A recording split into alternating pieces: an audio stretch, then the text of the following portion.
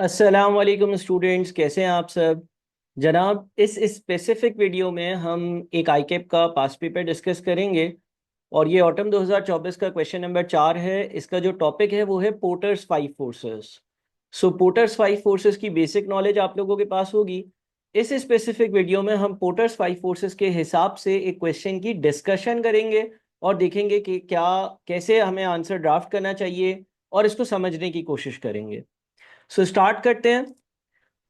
देखिए, आपके पास सवाल कहता है Khalid Masroor Khalid, an entrepreneur with a strong background in engineering and business, is keen to enter the electric vehicle EV industry। Electric vehicles या electronic vehicles जो कि आजकल बहुत ज़्यादा कॉमन हो रही हैं, इस इंडस्ट्री में ये एक बंदा जो है वो एंटर होना चाहता है, यानी कि अपना बिजनेस स्टार्ट करना चाहता है। और ये खुद कौन है? ये इसका बैकग्राउंड है इंजीनियरिंग का और ये एक एंटरप्रेन्योर है। Although the EV industry is rapidly growing, जो इलेक्ट्रॉनिक मार्केट्स की इलेक्ट्रॉनिक व्हीकल्स की इंडस्ट्री है वो ग्रो हो रही है। Khalid is aware of the increase in competition, इसको ये पता है कि कॉम्पिटिशन भी इंक्रीज हो रहा है, यानी कि बहुत सारी कंपनीज वैसे ही काम कर रही होंगी जैसे ये कर रहा है। With established companies leading the industry, और कुछ एस्टेब्लिश्ड कंपनीज है जो पास्ट में काफ़ी सालों से काम कर रही हैं और वो लीड कर रही हैं। To assess the potential of various segments in the EV industry. अच्छा, अब वेरियस सेगमेंट्स का मतलब ये होता है कि देखें, जब आप इलेक्ट्रिक व्हीकल की इंडस्ट्री में जाएंगे तो आप बहुत सारे मुख्तलिफ तरह के काम कर सकते हैं। तो वो मुख्तलिफ तरह के जो काम हैं वो उस इंडस्ट्री के सेगमेंट्स हैं, हिस्से हैं। ऐसा हो सकता है कि आप इलेक्ट्रिक व्हीकल बेचना शुरू करो, ऐसा हो सकता है कि उसकी कोई सर्विस प्रोवाइड करना शुरू करो, ऐसा हो सकता है कि उसकी बैटरी जो है उसकी रिप्लेसमेंट की सर्विस प्रोवाइड करना शुरू करो, ऐसा हो सकता है कि आप चार्जिंग स्टेशन स्टार्ट कर लो। यानी कि देखिए, एक इंडस्ट्री में आप मुख्तलिफ तरह के काम कर सकते हैं। ज़रूरी नहीं है कि आप व्हीकल्स ही परचेज कर कर बेचें, बैटरीज परचेज कर कर बेच सकते हैं, रिपेयर एंड मेंटेनेंस की सर्विसेज दे सकते हैं। तो मुख्तलिफ एक इंडस्ट्री में सेगमेंट्स होते हैं। Khalid with his risk averse nature, risk averse, ये बड़ा की पॉइंट है। देखिए, कुछ लोग होते हैं रिस्क न्यूट्रल, जो एक मुनासिब हद तक का रिस्क लेते हैं। कुछ लोग होते हैं रिस्क टेकर्स, जो बहुत ज्यादा रिस्क लेते हैं। और कुछ होते हैं रिस्क एवर्स। रिस्क एवर्स लोग जनरली वो लोग होते हैं जो बोलते हैं कि कम कमा लो, लेकिन इस चीज की श्योरिटी के साथ कमाओ कि नुकसान की प्रोबेबिलिटी ना हो या कम हो। यानी कि वो रिस्क को जनरली अवॉइड कर रहे होते हैं, वो चाह रहे होते हैं कि किसी किस्म का वो रिस्क ना लें, बल्कि एक सेफ पैटर्न पर अपना कारोबार करते रहें। यानी कि ऐसा ना हो कि कभी बहुत ज़्यादा प्रॉफिट कभी बहुत ज़्यादा लॉस हो और अपनी इन्वेस्टमेंट जो है वो भी रिस्क में आ जाए। बल्कि रिस्क को अवॉइड करने वाले जो लोग होते हैं, जो चाहते हैं कि किसी किस्म का रिस्क ना लें ज़िंदगी में, और न्यूट्रल तरीके से या इस तरह से चीज़ें चल रही हों कि उनको रिस्क ना लेना पड़े, वो रिस्क एवर्स लोग होते हैं। तो यहाँ पर तीन नेचर्स मैं लिख देता हूँ। एक होते हैं रिस्क टेकर्स। रिस्क टेकर्स वो होते हैं जो रिस्क लेने के लिए हर वक्त तैयार होते हैं। एक होते हैं रिस्क न्यूट्रल, ये बीच वाले लोग हैं। और एक होता है रिस्क एवर्स। रिस्क एवर्स लोग सेफ खेलना चाहते हैं। रिस्क एवर्स लोग वो वाला बिजनेस करेंगे जिसमें नुकसान के चांसेस ना होने के बराबर हो। Conducts Porter's five forces analysis. अब पोर्टर्स फाइव फोर्सेस एनालिसिस आप जानते हैं, यानी कि पोर्टर ने जो है वो पांच फोर्सेस बताई हैं जिस पर मार्केट्स ऑपरेट करती हैं। And construct the following table, और एक टेबल आपको बना कर दिया हुआ है। क्या है भाई? Force one, force two, force three, force four, force five. ये पांचों फोर्सेस से आप फेमिलियर होंगे। सेगमेंट्स क्या है? Charging infrastructure. चार्जिंग इंफ्रास्ट्रक्चर का मतलब ये है कि ये जो इलेक्ट्रॉनिक व्हीकल्स चार्जिंग मांगेंगी उसका कारोबार शुरू कर लूँ। बैटरी रिसाइकलिंग, हर 5 या 10 साल बाद बैटरी जो है उसको रिप्लेस करना होता है, तो उस तरह का कोई कारोबार शुरू कर लूँ। स्पेशलाइज्ड कमर्शियल ईवीज, यानी कि जो कमर्शियल पर्पस के लिए, पब्लिक ट्रांसपोर्ट या किसी और तरह का कोई कमर्शियल पर्पस है उसके लिए जो इलेक्ट्रॉनिक व्हीकल्स बनाकर बेची जाती हैं वो कारोबार कर लूँ। अफोर्डेबल पर्सनल ईवीज, यानी कि जो हाउस होल्ड होते हैं, जो इंडिविजुअल्स होते हैं, वो जो इलेक्ट्रॉनिक व्हीकल्स खरीदते हैं उसका कारोबार शुरू कर लूँ। तो ये देखें, ये मार्केट के चार सेगमेंट्स यहाँ पर इन्होंने दे दिए, जिन सेगमेंट्स का इन्होंने हमसे जिक्र किया था कि मार्केट के वेरियस सेगमेंट्स हैं, और खालिद सोच रहा है कि अब ये चार में से कौन सा बिजनेस करे।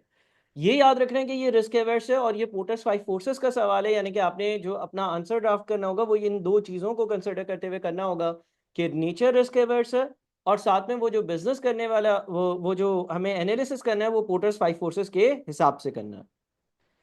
अच्छा, अब रिक्वायरमेंट क्या है? Advise which segment presents the most viable business opportunity for Khalid, यानी कि इन पांचों में से सबसे बेहतरीन कौन सी सेगमेंट में उसको काम करना चाहिए। Also provide reasons for your answer, और आप अपने आंसर के को जस्टिफाई करेंगे, रीजंस देंगे। ये पार्ट है आपका 3 मार्क्स का। फॉर ईच फोर्स यानी कि 1 2 3 4 5 पांचों के लिए list 3 factors that influence its strength, यानी कि आपको 3 फैक्टर्स, 3 बातें, 3 पॉइंट्स बताने हैं जो इन्फ्लुएंस करते हैं उसकी स्ट्रेंथ को। Also explain how each of these factors might have impacted the strength of that particular force in your recommended segment in A, और फिर A उसको कैसे सपोर्ट कर रहा है ये आप बताएं। अब देखिए यहां पर आपके पास थ्रेट ऑफ न्यू एंट्रेंट्स है। थ्रेट ऑफ न्यू एंट्रेंट्स को अगर मैं रिकॉल कर दूं तो थ्रेट ऑफ न्यू एंट्रेंट्स का मतलब ये होता है कि जो नए लोग हैं, यानी कि जो मैं बिजनेस कर रहा हूं वैसे ही कोई और बिजनेस करने के लिए कोई बंदा या कोई कंपनी तो नहीं आ जाएगी। अब यहाँ पे थ्रेट ऑफ न्यू एंट्रेंट्स जो है ना वो चार्जिंग इंफ्रास्ट्रक्चर में लो है, जबकि बैटरी या कमर्शियल ईवी या पर्सनल ईवी जो है ना उसमें हाई है। चार्जिंग इंफ्रास्ट्रक्चर में थ्रेट ऑफ न्यू एंट्रेंट्स लो इसलिए लग रहा है क्योंकि जब आप चार्जिंग स्टेशन स्टार्ट करते हैं तो आपको गवर्नमेंट से क्लियरेंस चाहिए, आपको जगह चाहिए, आपको एक फील्ड चाहिए, उस पर आप एक पूरा सेटअप लगाएंगे और वो एक बहुत ही एक्सपेंसिव इन्वेस्टमेंट लग रही है। जबकि बाकी 3 सेगमेंट्स हैं उसमें जो थ्रेट ऑफ न्यू एंट्रेंट्स है वो हाई है। इसलिए हाई है क्योंकि कोई भी ऐसे ही काम कर सकता है। मिसाल के तौर पर वो पेएबल से या उधार पर बैटरीज खरीदे और कस्टमर्स को बेचा करे, और जब वो बैटरीज बिक जाए तो पैसे पेएबल्स को दे दें। तो ये तीन जो आखिरी तीन है ना ये ट्रेडिंग बिजनेसेस हैं। ये आखिरी तीन ट्रेडिंग टाइप के बिजनेसेस हैं, खरीद और फरोख्त करने वाले बिजनेसेस हैं। हमेशा याद रखो प्रोडक्शन या मैन्युफैक्चरिंग जो है उसमें थ्रेट ऑफ न्यू एंट्रेंट्स लो होता है क्योंकि उसमें आपको बड़ी इन्वेस्टमेंट करनी पड़ती है। थ्रेट ऑफ सब्सिट्यूट्स, अच्छा चार्जिंग इंफ्रास्ट्रक्चर का तो सब्सिट्यूट नहीं है, बैटरी रिसाइकलिंग और बाकी जो व्हीकल्स हैं उसके जो है वो सब्सिट्यूट्स हाई हैं। ऐसा क्यों? देखें आपकी ईवी व्हीकल चार्ज ही वहाँ चार्जिंग इंफ्रास्ट्रक्चर से होगी, तो वहीं जाना है आपने। आप घर के चार्जर से, मोबाइल के चार्जर से तो चार्ज नहीं कर सकते। ठीक है। अच्छा, दो जो जहां पर हाई है वहां पर जो थ्रेट ऑफ सब्सिट्यूट है वो हाई क्यों है? क्योंकि हमारे पास जो है वो ऑप्शन होता है कि हम पेट्रोल पर गाड़ी चला लें, हम डीजल वाली गाड़ी ले लें, हमें चार्जिंग वाली गाड़ी लेने की ज़रूरत नहीं है। इसी तरह से बार्गेनिंग पावर ऑफ सप्लायर्स, जो मटेरियल सप्लाई करने वाले लोग हैं उनकी बार्गेनिंग पावर कैसी है? तो उनकी बार्गेनिंग पावर 3 जगह पर लोअर, एक जगह पर हाई है। आप इसका मतलब समझते होंगे कितने आसानी से जो हमारे सप्लायर्स हैं वो हमसे बार्गेन कर सकते हैं। Bargaining power of custom buyers, buyers कितने आसानी से बार्गेनिंग कर सकते हैं। बार्गेनिंग पावर बायर्स का मतलब ये है कि बायर कितना हमें इन्फ्लुएंस कर सकता है, कितना आसानी से हमें डिक्टेट कर सकता है। और फिर कॉम्पिटिटिव राइवलरी यानी कि उस इंडस्ट्री में अभी जो राइवलरी है वो कैसी है, क्या बहुत सारे लोग ऐसा ही बिजनेस कर रहे हैं जैसा मैं कर रहा हूं या नहीं। अब इन बेसिस पर हमें जो है ना ये इवैल्यूएशन करनी थी, ठीक है ना। अच्छा, अगर चार्जिंग इंफ्रास्ट्रक्चर देखते हैं ना तो चार्जिंग इंफ्रास्ट्रक्चर में कॉम्पिटिटिव राइवलरी बहुत हाई लग रही है। साथ में बार्गेनिंग पावर ऑफ बायर्स भी हाई है। एक पंप पे चार्जिंग महंगी हो रही है, मैं दूसरी जगह चला जाऊंगा और इतने सारे पंप्स मौजूद हैं। तो मेरे ख्याल में ये रिस्क एवर्स नेचर वाले बंदे का काम नहीं है, इसलिए क्योंकि यहाँ पर तो ये रिस्की बिजनेस है ना, ये रिस्की बिजनेस है। रिस्की बिजनेस इस सेंस में है कि बहुत सारे लोग ऐसे ही बिजनेस कर रहे हैं और जो आपके कस्टमर्स हैं उनके पास भी बहुत सारे सब्सिट्यूट्स अवेलेबल हैं, तो वो आप अगर महंगी चार्जिंग करोगे कहीं और चले जाएंगे। ठीक है। रिस्क टेकर होता तो शायद इस बिजनेस में चला जाता और वो कोशिश करता कि ज्यादा इन्वेस्टमेंट कर कर, मार्केटिंग अच्छी कर कर अपने राइवल्स के ऊपर कोई एडवांटेज ले। बहरहाल ऐसा यहाँ पर है नहीं, रिस्क एवर्स एटीट्यूड है खालिद का। अच्छा, बैटरी रिसाइकलिंग की अगर बात करते हैं तो बैटरी रिसाइकलिंग में कॉम्पिटिटिव राइवलरी लो, यानी कि इतना लोग कंपटीशन में नहीं है। Wow. Bargaining power of buyers low, यानी कि कस्टमर आपसे बार्गेन करे इसके भी चांसेस कम नजर आ रहे हैं। बार्गेनिंग पावर ऑफ सप्लायर्स लो, यानी कि सप्लायर्स हैं वो अपनी टर्म्स डिक्टेट करें। बहुत कम सप्लायर, बहुत ज्यादा सप्लायर्स होंगे मे बी। जब ज्यादा सप्लायर्स की तादाद ज्यादा होती है तो वो बार्गेन नहीं कर पाते, वो डिक्टेट नहीं कर पाते अपनी टर्म्स। आप बोलते हो भाई तुम नहीं दे रहे हो, मैं किसी और से खरीद लूंगा raw material. Threats of substitute, इसका कोई सब्सिट्यूट भी नहीं है। थ्रेट ऑफ न्यू एंट्रेंट्स, नए एंट्रेंट्स आ सकते हैं मार्केट में, हाँ ये हाई है। तो एक नेगेटिव और लेकिन 4 फेवर में पॉइंट्स आ रहे हैं, मुझे लग रहा है कि ये वाला बिजनेस करेगा। तो इस तरह से आप जो है वो चारों बिजनेसेस का सोचें और चारों बिजनेसेस का सोचकर आप अपना कंक्लूजन जो है वो देखें। अच्छा, हम जरा आईकेप के आंसर का सही से जायजा लेंगे, डिटेल में जरा उसको रीड कर वर्ड बाय वर्ड समझेंगे। बहरहाल पहले आपने यहाँ पर वीडियो को पॉज कर इस सवाल को अच्छे से रीड करना, समझना है कि हमसे क्या पूछा जा रहा है, अभी तक जो चीजें डिस्कस करी उसको रिकॉल रिपीट करना। चले हम आते हैं जरा आंसर पर। Based on the Porter five forces analysis, the segment that presents the most viable business opportunity for Khalid being risk averse, आपने अपना आंसर इस चीज को कंसिडर करते हुए देना था, खालिद रिस्क एवर्स है, इज बैटरी रिसाइकलिंग। क्या मतलब हुआ? इसका मतलब ये हुआ कि जो खालिद साहब हैं उसको जो है वो, क्योंकि उनका नेचर रिस्क एवर्स है, तो बैटरी रिसाइकलिंग में जाना चाहिए, जैसे कि मैंने आपको गाइड किया। द रीजंस आर, अब इसकी रीजंस है, threat of new entrants high, यानी कि बहुत सारे लोग इस बिजनेस में आ सकते हैं, इसके चांसेस हैं। हमने कहा था ना कि एक शायद थोड़ा सा नेगेटिव पॉइंट है, क्या लिखा हुआ है? The high threat of new एंट्रेंट indicates potential competition in the future. आज तो कंपटीशन इतना नहीं है, आप अगर ऊपर देखें तो कॉम्पिटिटिव राइवलरी अभी लो आ रही है, लेकिन फ्यूचर में ये कंपटीशन ज्यादा हो सकता है, क्योंकि बहुत सारे लोग इस बिजनेस में आ सकते हैं। However, it also suggests a growing market with increasing opportunities. Being an early entrant can help Khalid establish brand loyalty and market share before the market becomes saturated. देखिए, threat of new entrants high है क्योंकि ये business करना आसान लग रहा है, इतनी बड़ी इन्वेस्टमेंट नहीं है। गाड़ियों का बिजनेस यानी कि गाड़ी खरीदना, बैटरियों का बिजनेस यानी कि बैटरी की ट्रेडिंग करना, बैटरी खरीदना और बैटरी आगे बेचना। अभी कॉम्पिटिटिव राइवलरी लो है, यानी कि बहुत कम लोग ये बिजनेस कर रहे हैं, लेकिन इस बिजनेस में आना लोगों के लिए आसान है। बहरहाल अगर खालिद अभी ही इस बिजनेस में घुस जाएगा तो वो अपनी एक रॉयल्टी, एक पहचान, एक नाम बना लेगा, और फिर किसी नए का पेनिट्रेट करना बड़ा मुश्किल होगा। ये इसी तरह से कि आप गाड़ी की बैटरी लेने जाते हैं तो 3 4 5 बड़े नाम है, आप प्रेफर करते हैं कि आप उसी की बैटरी लें। नया अगर वो काम करने जाता है तो आप उसकी बैटरी जो है वो प्रेफर नहीं करते हो। घर में अगर पंखा लगवाते हो तो 4 5 कंपनियां हैं जिनके पंखे जो हैं वो पाकिस्तान में मशहूर है, कोई नई कंपनी आ जाए उसका पेनिट्रेट करना मुश्किल होता है। ठीक है, threats of substitutes low, the low threats, अच्छा जी यहाँ पे थे हम। The low threat of substitute implies that battery recycling is a critical need with few alternatives ensuring a steady demand for the services provided by Khalid। यानी कि इसका कोई substitute ही नहीं है। अगर इलेक्ट्रिक व्हीकल है तो बैटरी तो इंस्टॉल होगी ही होगी, बैटरी जो है कस्टमर ने परचेज करनी ही पड़ेगी, और जब बैटरी परचेज करनी ही पड़ेगी और उसके अलावा किसी चीज से वो व्हीकल चल ही नहीं सकती, है ही इलेक्ट्रिक व्हीकल, तो इसका मतलब थ्रेट ऑफ सब्स्टिट्यूट्स लो है, इसका बिजनेस चलता जाएगा। बार्गेनिंग पावर ऑफ सप्लायर्स लो, ये भी लिखा था ऊपर, उसी को एक्सप्लेन कर रही है।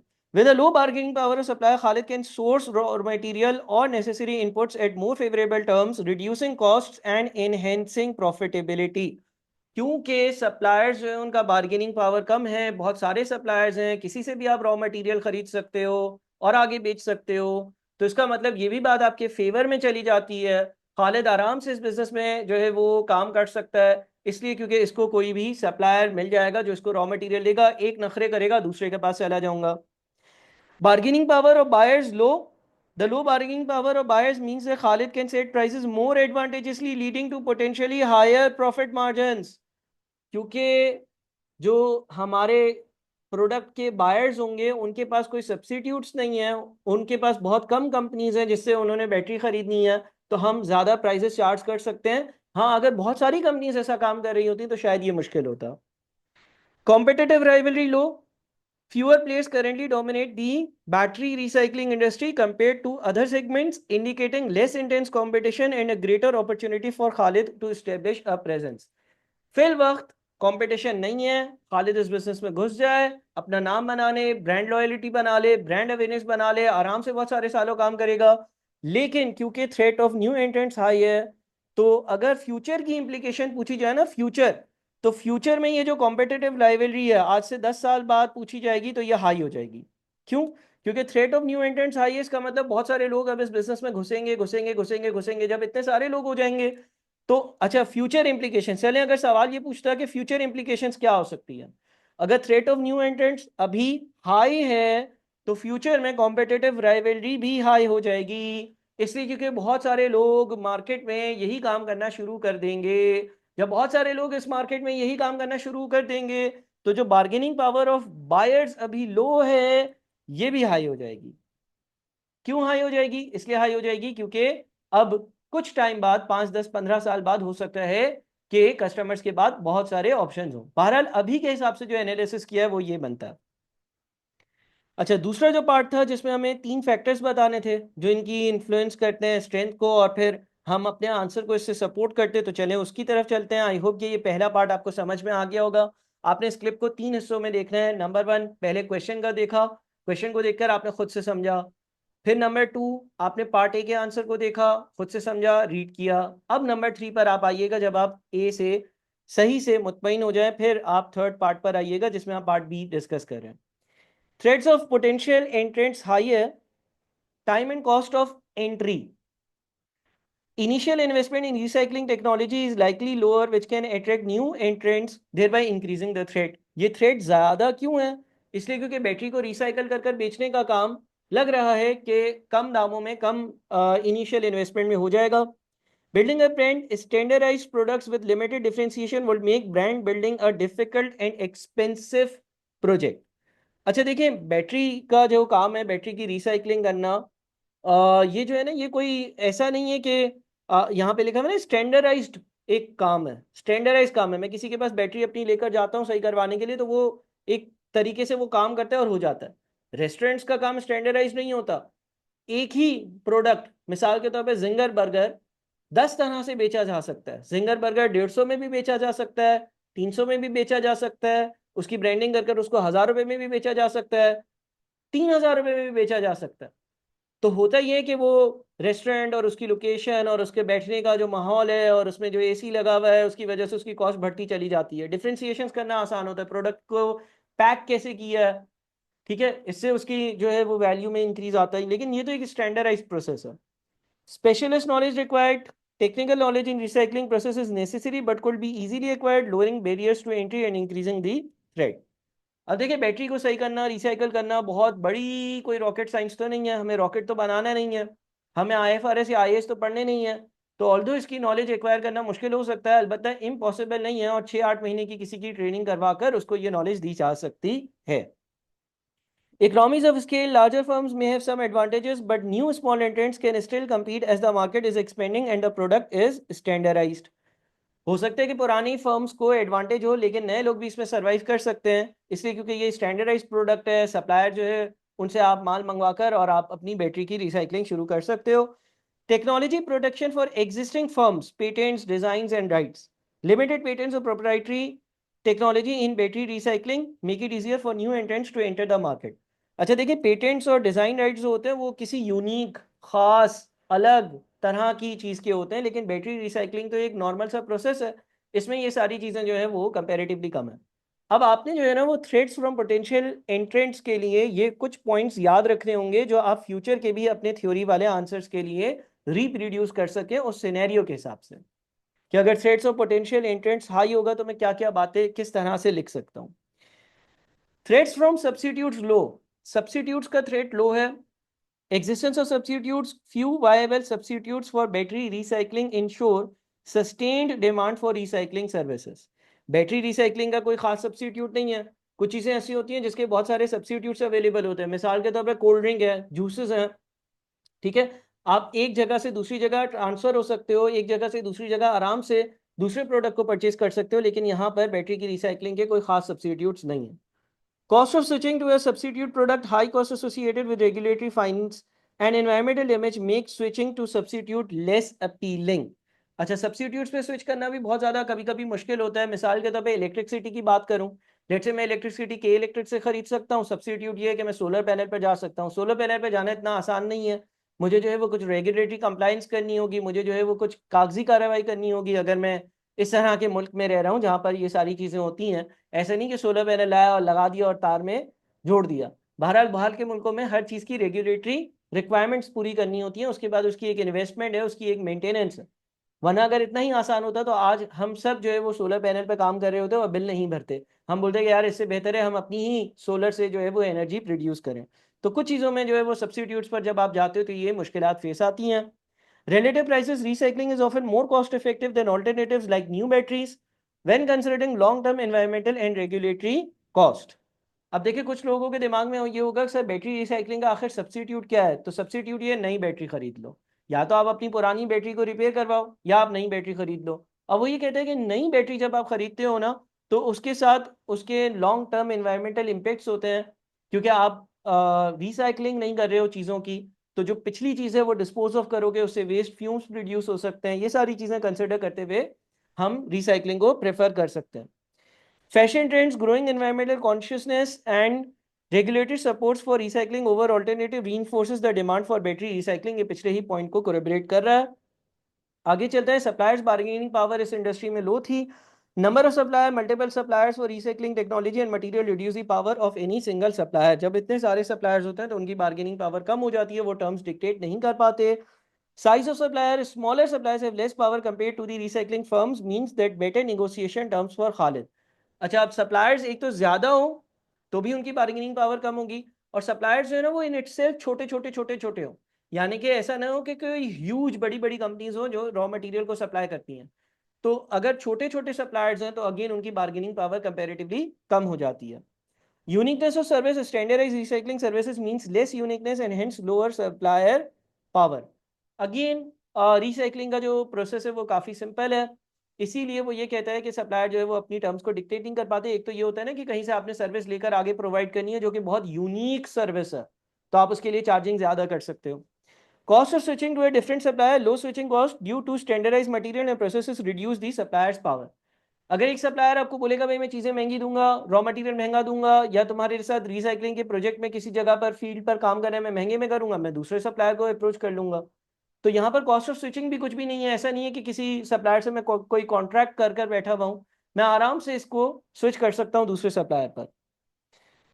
Customers bargaining power low, number of customers, a growing market with many potential customers, example EV manufacturers, government bodies reduce the individual customers power। बहुत सारे customers increase हो रहे हैं तो customer की bargaining power कम है, उनकी तादाद ज्यादा है ना, खरीदने वालों की तादाद ज्यादा है। अब मेरे पास एक चीजें बेचने को और एक ही बंदा है सामने खरीदने को, तो मैं उससे बोलूंगा यार खरीद ले खरीद ले, लेकिन एक चीज बेचने को यार 10 खरीदार हैं, तो मैं थोड़ा सा अकड़ में आऊंगा कि अगर ये महंगा, सबसे महंगे में जो खरीदेगा उसको बेचूं।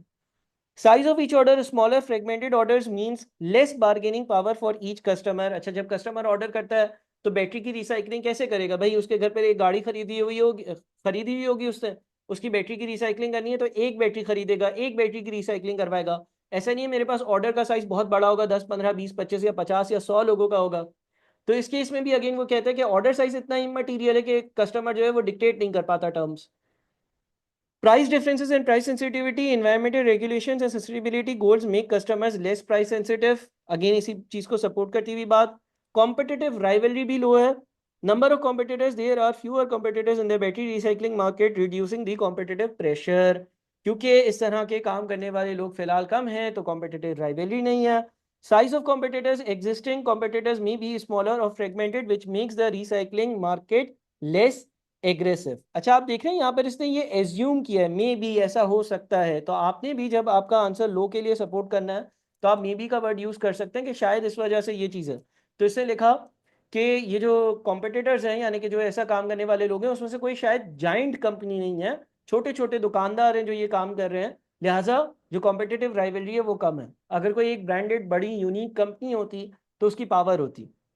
Quality differences, battery recycling services are often standardized, meaning less differentiation and hence less competition। ये एक बहुत स्टैंडर्डाइज प्रोसीजर है और इसमें क्वालिटी जो है वो इतना ज़्यादा डिफ्रेंशिएट नहीं करती चीज़ों को।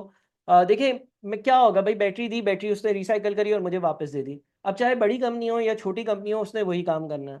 अलबत्ता अगर इसको किसी और इंडस्ट्री से कंपेयर करें, जिस तरह से खाने पीने की इंडस्ट्री से कंपेयर करें, तो सर्विसेज वहाँ पे मैटर करती है, टेस्ट मैटर करता है, किस तरह के एनवायरनमेंट में चीज़ें दी गई हैं मैटर करती है, तो डिफ्रेंसिएशन आ जाती है। यहाँ पे तो एक सिंपल सा प्रोसेस है जो आगे जा रहा है। Customer loyalty, strong customer relationships and long term contracts contribute to lower rivalry. अगर स्ट्रॉन्ग कस्टमर रिलेशनशिप होते तो शायद जो कॉम्पिटिटिव राइवलरी है ना वो एक अलग उस पर लेवल पर होती। बहरहाल ये आपका पोटस 5 फोर्सेस का सवाल था, इसके जवाब को मैंने गो थ्रू किया और आपके साथ कुछ की पॉइंट्स, कुछ की बातें डिस्कस करी।